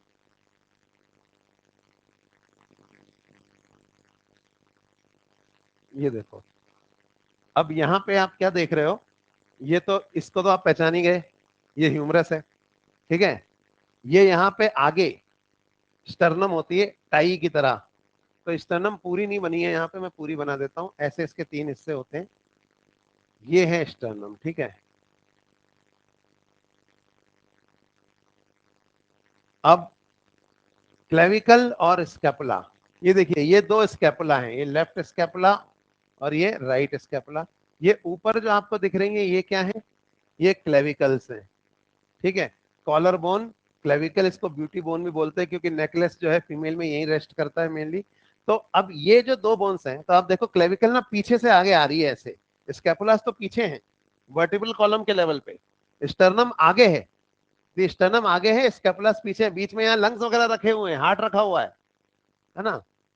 पर ये पीछे से आगे आ रही है ऐसे क्लेविकल्स। तो इनके लेटरल सिरे जो हैं वो पीछे स्कैपुला से जुड़े हुए हैं, और मीडियल सिरा आगे आके कहाँ जुड़ रहा है? स्टर्नम पे, ठीक है। तो ये जो दो बोन्स हैं, इनको देखिए आप। ये अब जैसे ये है ह्यूमरस, ह्यूमरस किसकी बोन है? एपेंडिकुलर स्केलेटन की, ठीक है। स्टर्नम किसकी बोन है? एक्सियल स्केलेटन की, ठीक है ना। तो कौन सी दो बोन्स ह्यूमरस और स्टर्नम को जोड़ रही हैं? Clavicle and scapula, clavicle and scapula, ठीक है। तो ये जो दो बोन्स हैं ये पेक्टोरल गर्डल में आती हैं। Each pectoral girdle has got two bones, clavicle and scapula on either side. तो ये आपका पेक्टोरल गर्डल हो गया। पर इसके अलावा दोस्तों यहाँ पीछे जो वर्टिबल कॉलम है वहां से कुछ रिब्स भी यहाँ आके जुड़ रही हैं इसके स्टर्नम में। तो वो रिब्स कैसे पीछे वर्टिबल कॉलम से जुड़ी होती हैं और कैसे आगे आकर स्टर्नम से जुड़ती हैं ये भी हम देखेंगे। जैसे एक डायग्राम तो यहाँ पे इसमें आपको दिख रहा है ये, ठीक है। ये पीछे वर्टिबल कॉलम है, ये आगे स्टर्नम है और पीछे से आगे रिब्स आ रही हैं। एक और भी है मेरे पास, ये शायद थोड़ा इसमें आपको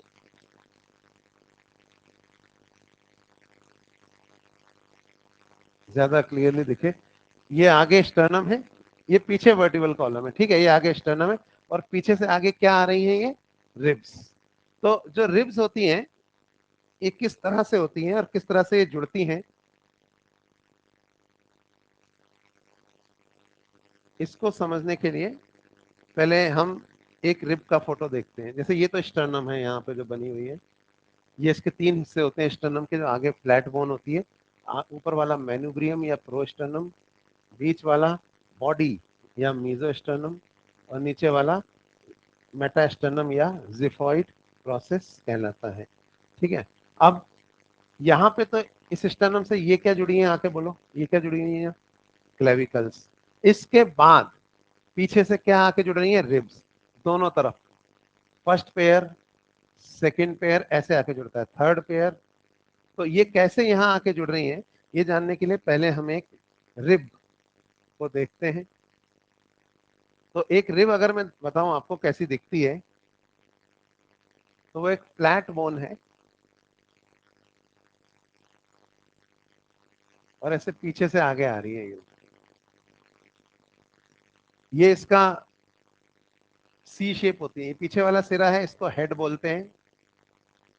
और ये किससे जुड़ा हुआ है?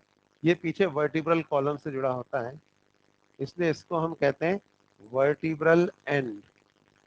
और ये स्टर्नम से जुड़ेगा आगे आके, तो ये कहलाता है स्टर्नल एंड। तो ऐसे घूम रही है, ये हिस्सा इसका शाफ्ट है और पीछे से घूम के आगे आएगी रिब और आगे आके स्टर्नम से जुड़ेगी। जैसे मेरी बॉडी अगर ये वर्टिबल कॉलम है और यहाँ आगे ये स्टर्नम है, तो मेरी आर्म्स क्या है? रिब्स। और ये जो स्पेस है यहाँ पे मीडियास्टिनल स्पेस कहते हैं। इसमें दो लंग्स और बीच में एक हार्ट रखा हुआ है यहाँ पे। तो रिब के लिए जो वर्ड यूज होता है ना, वो वर्ड है कोस्टो। मतलब रिब के लिए जो वर्ड यूज होता है ग्रीक या लैटिन में, वो है कोस्टो। तो दो रिब के बीच की खाली जगह क्या कहलाएगी? इंटर कोस्टल स्पेस, है ना। तो इसी तरीके से रिब्स से जो मसल्स अटैच होंगी उनको हम क्या बोलेंगे?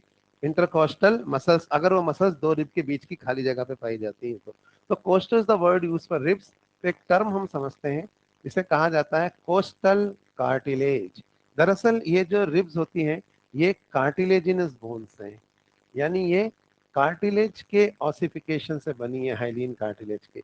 लेकिन स्टर्नल एंड पे इनका कुछ हिस्सा ऐसा होता है जिसका ऑसिफिकेशन नहीं हुआ होता और वो कार्टिलेजिनस ही रह जाता है। इसी के थ्रू, हाइलिन कार्टिलेज है ये, इसी के थ्रू रिब आगे आकर स्टर्नम से जुड़ती है। So water costal cartilage unossified sternal end of the rib through which the ribs joins with the sternum. तो इससे थोड़ी सी इलास्टिसिटी रहती है रिब केज में, तो ये कहलाते हैं कोस्टल कार्टिलेजेस। तो अगर हम इन कोस्टल कार्टिलेजेस को देखें तो इन डायग्राम्स में भी आपको ये दिखाई देंगे। ये दिख रहे हैं आपको? ये ये वाले एरियाज, ये कोस्टल कार्टिलेजेस हैं। इन्हीं के थ्रू रिब आके स्टर्नम से जुड़ती है। अब किस तरह से रिब्स आगे आके स्टर्नम से जुड़ती हैं इस चीज को हम यहाँ पे और देख लेते हैं। तो मैं यहाँ पे ना एक स्टर्नम बनाता हूँ।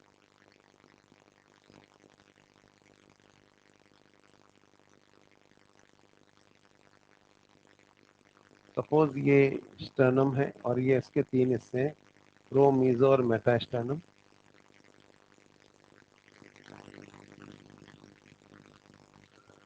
तो यहाँ तो मैंने आपको बताया ही कि यहाँ पे तो क्लेविकल्स आके जुड़ रही हैं, ठीक है। इसके बाद पीछे से आगे आ रही है रिब्स, एक साइड में दिखाता हूँ, दूसरी साइड में भी ऐसे ही आ रही है। ये फर्स्ट पेयर ऑफ रिब है, ये आके मेनोग्रियम पे जुड़ रहा है, इस साइड में भी है। ये है second pair of rib, suppose ये थर्ड हो गया, ये फोर्थ, लेंथ इंक्रीज होती जा रही है नीचे रिब्स की, और ये इनके कोस्टल कार्टिलेजेस हैं जिनके थ्रू ये आके स्टर्नम से जुड़ रही है।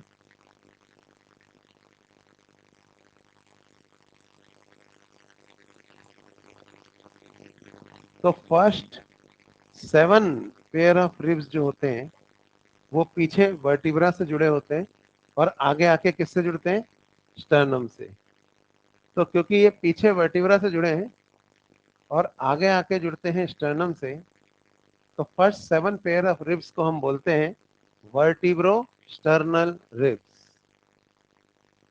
तो पहला जो 7 जोड़ी रिब्स हैं दोनों तरफ, ये कहलाती हैं वर्टिब्रो स्टर्नल रिब्स, 1 से लेके और 7 तक।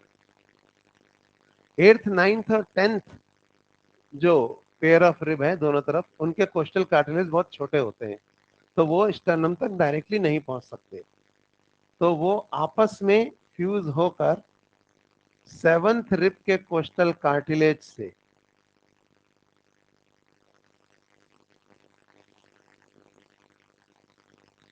जुड़ जाते हैं और फिर इनडायरेक्टली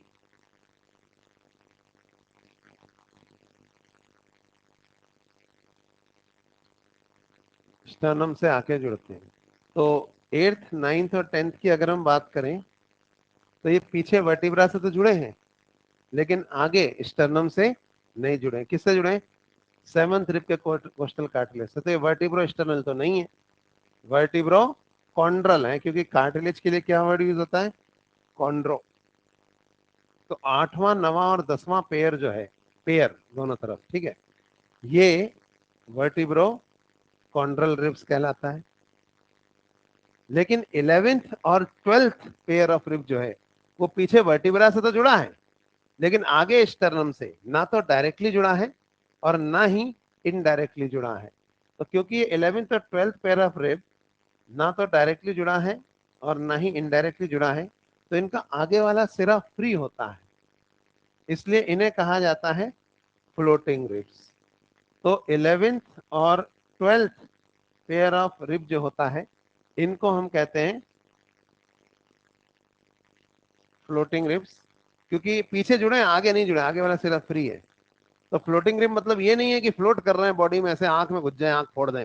ये पीछे जुड़े हैं आगे नहीं जुड़े हैं, इनका कोई फंक्शन खास नहीं है, पर थोड़ा किडनी को प्रोटेक्शन देते हैं बस ये। तो ये हो गई फ्लोटिंग रिब्स। तो first 7 pairs vertebro sternal, 8 9 10 vertebro chondral, और 11th एंड 12th जो होती हैं वो फ्लोटिंग रिब्स होती हैं। एक और तरीके से भी इनको क्लासिफाई करते हैं जो कि ज्यादा सही नहीं है पर करते हैं, वो है ट्रू रिब्स और फॉल्स रिब्स। जो फर्स्ट जो फर्स्ट 7 पेयर्स हैं वो स्टर्नम से सीधे जुड़े हैं, ठीक है, और क्योंकि ये सीधे जुड़े हैं तो ब्रीदिंग के समय ये स्टर्नम को आगे पुश करेंगे इंस्पायरेशन के समय। तो फर्स्ट 7 पेयर ऑफ रिब्स जो है ना, इनको बोलते हैं हम ट्रू रिब्स, क्योंकि ये स्टर्नम से सीधे जुड़े हैं। और जो स्टर्नम से सीधे जुड़े नहीं है, फिर चाहे वो इनडायरेक्टली जुड़े हों या जुड़े ही ना हो, वो कहलाएंगे फॉल्स रिब्स। तो फॉल्स रिब्स कौन सी हैं, 8वां से लेके और 12वां तक, जो स्टर्नम से सीधे जुड़ी नहीं है। और फॉल्स रिब्स 2 तरह की होती हैं, 3 होती हैं, 3 पेयर होती हैं, वर्टिब्रो कॉन्ड्रल, और 2 पेयर होती हैं फ्लोटिंग। अच्छा, बेवकूफ टीचर क्या पढ़ाते हैं कि फर्स्ट 7 पेयर ऑफ ट्रू होते हैं, 8 9 10 फॉल्स होते हैं और 11 12 फ्लोटिंग होते हैं। वो गलत है। अगले साल अगर भगवान ने चाहा तो आप जहां पहुंचोगे वहां आप सही चीज पढ़ लोगे। सही चीज यही है कि फर्स्ट 7 पेयर ट्रू है, बाकी के 5 पेयर फॉल्स हैं। लेकिन वो बच इसलिए जाते हैं क्योंकि जब बाकी 5 फॉल्स है उसमें 8 9 10 भी तो फॉल्स है ना, है फॉल्स, 11 12 भी फॉल्स है, पर उसको फ्लोटिंग फ्लोटिंग करके वो निकल जाता है, कई किताबों में भी गलत लिखा हुआ है। तो first 7 pair true, last 5 pairs false, जिसमें से 3 पेयर्स वर्टिब्रल कॉन्ड्रल, और 2 जो है वो फ्लोटिंग है। तो ये इस तरह से रिब्स आगे आके स्टर्नम से जुड़ती हैं। और अब देखते हैं कि रिब्स पीछे वर्टिब्रल कॉलम से कैसे जुड़ती हैं। तो पीछे वर्टिब्रल कॉलम से कैसे जुड़ती हैं वो जानने के लिए पहले हमें थोड़ा सा वर्टिब्रल कॉलम के बारे में जानना पड़ेगा। ठीक है, कि किस तरह की वर्टिब्रल कॉलम होती है और किस तरह से होती है। बढ़ जाए आगे। हाँ, तो 5 मिनट है अभी तो। है 5 मिनट। हाँ, क्या है? अच्छा, हो गया। तो अगली क्लास में हम वर्टिब्रल कॉलम से शुरू करेंगे। और आप पढ़ के आओ, ऐसा करो, अगली क्लास में बचा हुआ स्केलेटन पढ़ के आ जाओ पूरा। हालांकि पूरा नहीं हो पाएगा, लेकिन पढ़ के आ जाना। चलने दो।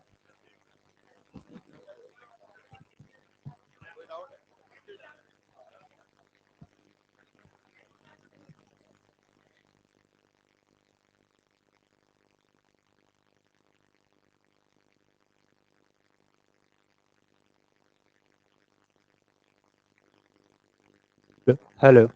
बेसिक